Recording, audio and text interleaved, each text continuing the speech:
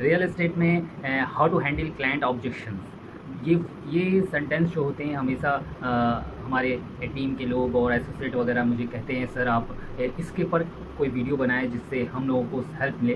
तो मैं सोच रहा था आज मैं इस टॉपिक पर थोड़ा कुछ चीज़ें बताऊं कि how to handle client objections. Clients जो होते हैं रियल एस्टेट के वो क्या होते हैं, साइट विजिट करते हैं। जब वो उनसे आप या टेलीफोनिक से बात कर रहे हैं या फेस टू फेस मीटिंग कर रहे हैं या साइट विजिटिंग के दौरान क्लाइंट का ऑब्जेक्शंस बहुत आता है। ऑब्जेक्शंस उनका फर्स्ट ऑब्जेक्शन जो होता है वो होता है price related objection. Price related objection में क्या उनका थॉट होता है कि आपके जो प्रोजेक्ट चल रहे हैं उस प्रोजेक्ट में जो प्लॉट्स के रेट हैं वो काफ़ी हाई है, काफ़ी हाई रेंज में रेट रखा है। तो उनकी ये ऑब्जेक्शन को आपको दूर करने का सबसे इजी वे है कि पहले तो आप उनके जस्टिफिकेशन उन्होंने जो किया उस जस्टिफिकेशन को क्लियर करना होगा उनके अकॉर्डिंग, क्योंकि प्राइस जो होता है वो कुछ पॉइंट्स के अकॉर्डिंग डिफरेंट हर जगह के होते हैं। जैसे लोकेशन पर डिपेंड करता है कि आपका प्रोजेक्ट किस लोकेशन पर है। हमारी जो कंपनी के प्रोजेक्ट हैं वो ऑन हाईवे प्रोजेक्ट है। जो ऑन हाईवे प्रोजेक्ट है इट्स मीन हाईवे 4 लाइन्स के जस्ट रोड पर ही हमारा सोसाइटी का गेट ओपन होता है। तो ऑन हाईवे प्रोजेक्ट का मतलब कि उसमें लोकेशन का फ़र्क पड़ता है प्लॉट के रेट का इंक्रीज होना। तो इन प्रोजेक्ट में जो चलते हैं सोसाइटी टाउनशिप में उसमें जो प्लॉट है उनका रेट का चेंजेस आना। दूसरी हमारी कंपनी फैसिलिटीज़ प्रोवाइड करती है कंपेयर टू अदर कंपनियाँ बहुत सारी हैं मार्केट में, मगर जो मार्केट में कंपनी चल रही है वो वही कंपनी चल रही है जो अपने कस्टमर के नीड्स को पूरा कर रही है। तो हमारी कंपनी का क्या है कि हम लोग कस्टमर की नीड्स को पूरा कर रहे हैं। हम लोग फैसिलिटीज़ जो बोलते हैं वो करते हैं। अगर हमने कहा कि इस सारे प्रोजेक्ट में हम फैसिलिटीज़ प्रोवाइड करते हैं और 36 मंथ में फैसिलिटीज़ प्रोवाइड करते हैं, तो हमारा लोकेशन भी बेस्ट है, ऑन हाईवे प्रोजेक्ट है और साथ में हम लोग फैसिलिटीज़ जो देते हैं वो ऑन पेपर लिख कर देते हैं, यानी एग्रीमेंट पेपर पर हम मेंशन करके देते हैं कि हम ये फैसिलिटीज़ आपको प्रोवाइड करेंगे 36 मंथ में।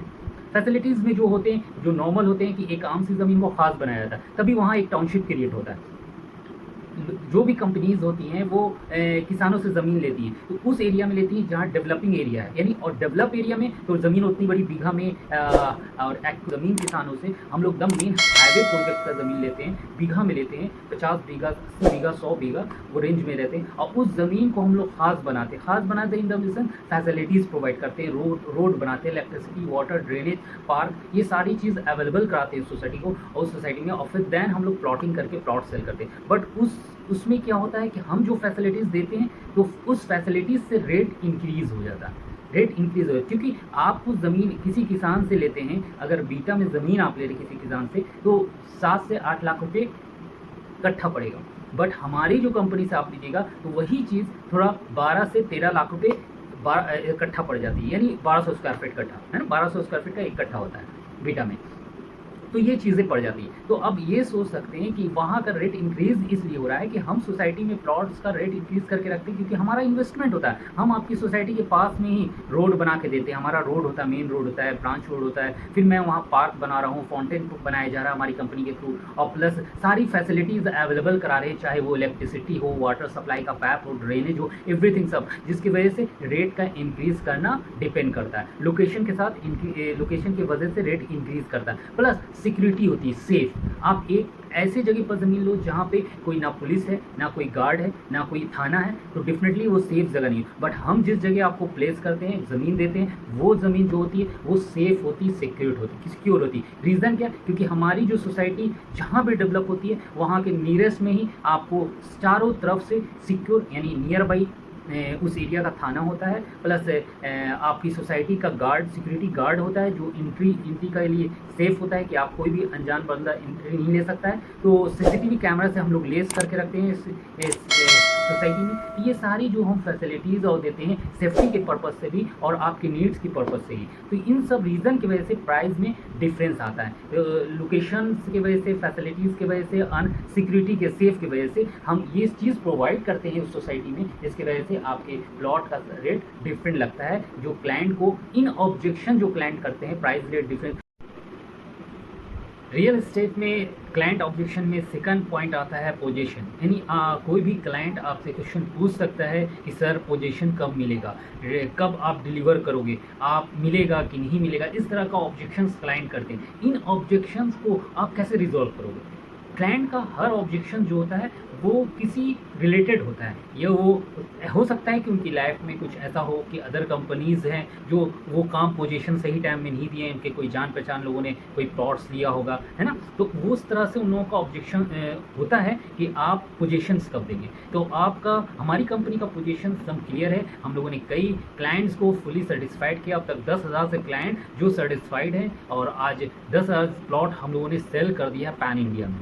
ठीक है। पोजीशन जो दिया जाता है, वो पोजीशंस जो दिया जाता है वो आफ्टर रजिस्ट्री प्रोवाइड किया जाता है। पोजीशंस रजिस्ट्री डिपेंड करता है, आप वन टाइम पेमेंट कर रहे हैं तो वन टाइम पेमेंट के टाइम आप जैसे ही पेमेंट करेगा आपका पोजीशंस मिल जाता है आफ्टर रजिस्ट्री। यानी आफ्टर रजिस्ट्री हमारी कंपनी ऑन टाइम पर पोजीशन को डिलीवर कर देती है। इसके में कोई इशू की बात नहीं होती, क्योंकि ये हमारा ये जो पोजीशन डिलीवर जो होता है वो कंपनी के बैकग्राउंड पर डिपेंड करता है। जैसे हमारी कंपनी का आप प्रोफाइल चेक कर सकते हैं। कंपनी 2017 में स्टार्ट हुई थी, आज 2025 चल रहा है और इन 8 साल की जर्नी में कंपनी में लगभग 10,000 से क्लाइंट जो प्लॉट लिए हैं, 10,000 क्लाइंट जो पैन इंडिया प्लॉट लिए हैं, वो फुल्ली सेटिस्फाइड है। मैंने उनकी जो नीड्स हैं हम लोगों ने उनको पूरी की, जिसकी वजह से आज हमारा पटना डाक बंगला में हेड ऑफिस है और पैन इंडिया में 14 ऑफिस हम लोग रन कर रहे हैं। और ये ऑफिस एक ऑफिस से कई ऑफिस में तब्दील होने का रीज़न ये है कि हमने क्लाइंट को जो कहा है वो प्रॉपर डिलीवर किया है।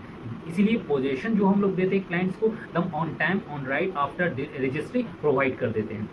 नेक्स्ट पॉइंट, लोन फैसिलिटीज़ में हमने बताया कि आपको थर्ड पॉइंट जो है लोन फैसिलिटी, यानी ऑब्जेक्शन, क्लाइंट का जो ऑब्जेक्शन आता है लोन फैसिलिटीज़ का आता है। लोन फैसिलिटीज़ में हमारी कंपनी बोलती है कि पेमेंट मोड हम 2 तरह से देखते हैं आपको। एक तो हमारा वन टाइम पेमेंट मोड होता है, जिसमें अगर आप विद इन वन मंथ आप हमारे वन टाइम पेमेंट करते हैं तो हम आपका रजिस्ट्री और म्यूटेशन फ्री कर देते हैं, यानी डॉक्यूमेंटेशन काम फ्री हो जाता है। एंड नेक्स्ट होता है हमारा EMI प्रोसेस। EMI प्रोसेस में क्या होता है कि आपको 6 मंथ 0% हम लोग इंटरेस्ट लेते हैं। 0% इंटरेस्ट पर हम EMI में आपको 0% इंटरेस्ट पर प्लॉट देते हैं। और प्लॉट का जो ड्यूरेशन होता है वो 1 से 1.5 साल का ड्यूरेशन होता है, उस बीच में आपको पेमेंट करना होता है। यानी हम आपको किसी बैंक से टाइप नहीं कर रहे हैं। बैंक से अगर आप टाइप होते हैं तो आपको इंटरेस्ट देना होगा, हम डायरेक्ट आपको 1 से 1.5 साल का टाइम दे देते हैं और उस ड्यूरेशन में आपको पेमेंट करना होता है। वो पेमेंट करने का तरीका ये होता है कि आपको पहले 30% देकर प्लॉट को बुकिंग करना होता है, जो आपके नाम से प्लॉट बुक हो जाएगा। देन प्लॉट बुकिंग के बाद आपको कंपनी का रिसिप्ट मिल जाएगा, SMS मिल जाएगा और ईमेल के थ्रू इन्फॉर्मेशन मिल जाएगा। नेक्स्ट हम आपको 2 मंथ का टाइम देते हैं, यानी 45 से लेकर 60 डेज का टाइम दिया जाता है। उस टाइम ड्यूरेशन के दौरान आपको 20% पेमेंट करना होता है, यानी 20% पेमेंट करने के बाद आपका टोटल 50% पेमेंट कंप्लीट हो जाता है। देन हम आपका क्या कर देते हैं, एग्रीमेंट कर देते हैं। एग्रीमेंट जो होता है 1000 के स्टम्प पेपर पर होता है और 500 रुपये टाइपिंग चार्ज लगता है, यानी 1500 पे आपका एग्रीमेंट डन हो जाता है। मैंने क्लाइंट से आया 1500 रुपये लेके उसका एग्रीमेंट डन कर दिया जाता है। बचे 50% अमाउंट के लिए कंपनी आपको 1 ईयर का टाइम देती है। 1 ईयर में आप कभी भी पेमेंट कर सकते हैं। आफ्टर पेमेंट हम आपकी रजिस्ट्री और म्यूटेशन कर देंगे, मगर ये चार्जेबल होगा, क्योंकि वन टाइम में हम लोग फ्री कर देते हैं डॉक्यूमेंटेशन का। मगर जब ये टाइम ड्यूरेशन होगी, आपको 1.5 साल का टाइम भी दे दिए प्लस 0% इंटरेस्ट भी कर दिए। इसी वजह से इसका जो पेमेंट रजिस्ट्री और म्यूटेशन का चार्ज क्लाइंट को देना होता है, ये चार्जेबल होता है EMI प्रोसेस में।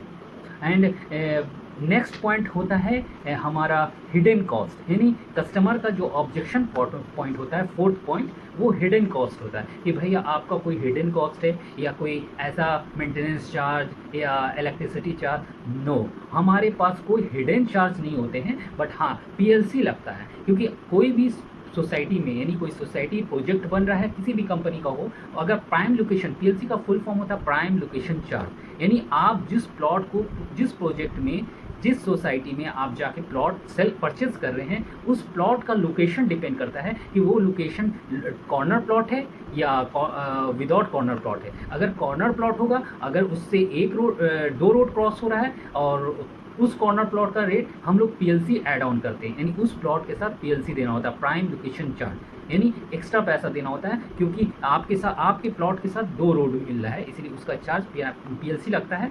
और वो PLC डिपेंड करता है आपके प्लॉट के साइज़ पर। वो 10% से लेकर 20% के बीच में PLC लिया जाता है किसी भी प्लॉट का। मगर वो प्लॉट्स जिनका सिंगल रोड पास हो रहा है, यानी कॉर्नर प्लॉट नहीं है, उन प्लॉट का रेट जो होता है उसमें कोई हिडन चार्ज नहीं होता है, वो नॉर्मल चार्ज होते हैं। जो रेट है सोसाइटी का, उस रेट के अनुसार आपको प्लॉट का पेमेंट लिया जाता है। ठीक है। और इसके अलावा कोई चार्ज नहीं होते। अब डिपेंड कर रहा सोसाइटी जो होती है 36 मंथ के बाद हम लोग सारी फैसिलिटी प्रोवाइड कर देते हैं, दैट हम हैंड ओवर करते हैं। जब क्लाइंट हमें सब 1 से 1.5 साल में पेमेंट दे देते हैं और 36 मंथ में हम फैसिलिटी प्रोवाइड करके देन उनको हम हैंड ओवर कर देते हैं।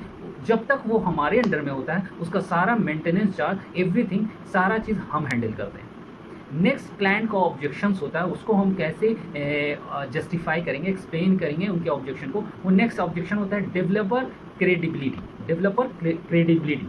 डेवलपर क्रेडिबिलिटी जो पॉइंट है, इसमें क्लाइंट का क्वेश्चंस होता है कितने प्रोजेक्ट आपने किया है, कहाँ कहाँ प्रोजेक्ट किया है, कितना कौन प्रोजेक्ट आपका कंप्लीट हो चुका है, उन प्रोजेक्ट के बारे में बताएं। इस तरह के क्वेश्चंस क्लाइंट के आते हैं। तो उस क्वेश्चन का नॉर्मली है, हमारी कंपनी आज पूरे पैन इंडिया में 8 साल से रन कर रही है। अगर हम बात करते हैं पटना में सिर्फ बिहार प्रोजेक्ट का, तो सिर्फ पटना में हमारा अब तक 3 प्रोजेक्ट जो ऐसे हैं जो पूरा सोल्ड आउट हो चुके हैं और कुछ लोगों का ईएमआई चल रहा है। और हम लोगों ने क्लाइंट को हैंडओवर प्रोजेक्ट का बात करा जाए तो हमारा फर्स्ट प्रोजेक्ट था डेलकॉन फेज़ 2 जो नौबतपुर में था पटना में, उसका प्रोजेक्ट हमारा हैंडओवर हो चुका है। सारे 90 बीघा का प्रोजेक्ट था, वो सोल्ड आउट हो चुका है। एंड इसके अलावा कई सारे ऐसे हमारे प्रोजेक्ट हैं जिस प्रोजेक्ट पर हमारे क्लाइंट्स घर बना कर रह रहे हैं। वो देहरादून में प्रोजेक्ट, उत्तराखंड में लगभग 16 ऐसे प्रोजेक्ट चल रहे हैं जहाँ पर हमारे क्लाइंट घर बना के रह रहे हैं। हम कुछ पिक फोटोज़ हम आपको स्क्रीन पर दिखाएंगे,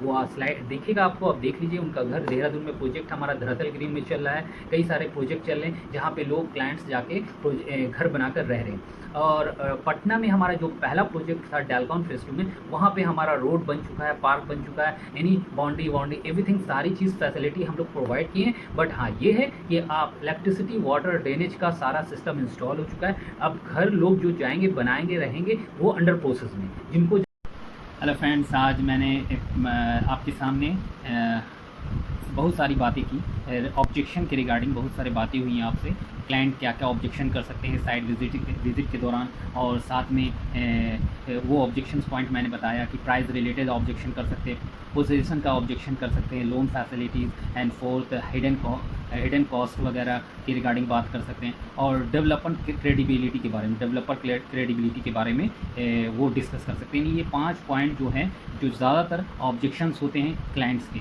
इन सब ऑब्जेक्शन को हम कैसे रिजॉल्व करते हैं मैंने इस वीडियो में पूरा एक्सप्लेन कर दिया। अब आपको समझ में आ गया। Okay, best of luck. अगर जैसे ही नेक्स्ट वीडियो आएगा, मैं कुछ इस वीडियो के बाद आपका जो क्वेश्चंस होता है, ये आप मुझसे कमेंट से बात कर सकते हैं कि आप बता सकते हैं और क्या मैं इसमें ऐड ऑन कर सकता हूँ। Okay, thank you, best of luck. Next video में मिलते हैं।